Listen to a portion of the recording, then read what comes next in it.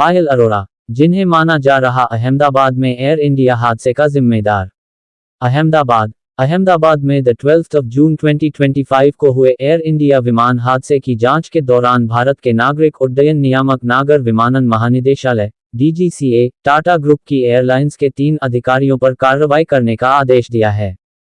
इन 3 अधिकारियों में से एक अधिकारी पायल अरोड़ा के नाम की चर्चा जोरों पर हो रही है।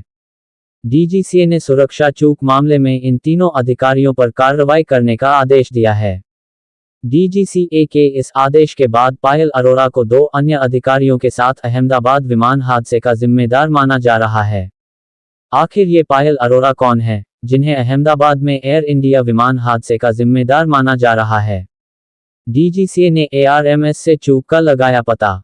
एक रिपोर्ट के अनुसार DGCA ने अपने आदेश में कहा है कि एयर इंडिया ने लाइसेंसिंग, आराम और ताज़ा ज़रूरतों में चूक के बावजूद फ्लाइट क्रू मेंबर के शेड्यूल और संचालन के संबंध में बार बार गंभीर चूक का स्वेच्छा से खुलासा किया है। DGCA के आदेश में कहा गया है कि इन उल्लंघनों का पता ARMS से CAE फ्लाइट और क्रू मैनेजमेंट सिस्टम में परिवर्तन के बाद की समीक्षा के दौरान चला। क्या है ARMS?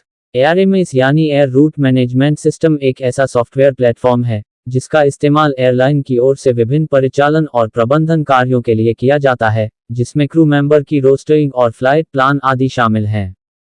हादसे के लिए कौन कौन अधिकारी जिम्मेदार? DGCA ने अपने आदेश में अहमदाबाद विमान हादसे के लिए एयर इंडिया के 3 अधिकारियों को सीधे तौर पर जिम्मेदार माना है। इन अधिकारियों में डिवीजनल वाइस प्रेसिडेंट चूरा सिंह, ऑपरेशन डायरेक्टोरेट के चीफ मैनेजर पिंकी मित्तल और क्रू शेड्यूलिंग और प्लानिंग प्रमुख पायल अरोड़ा का नाम शामिल है।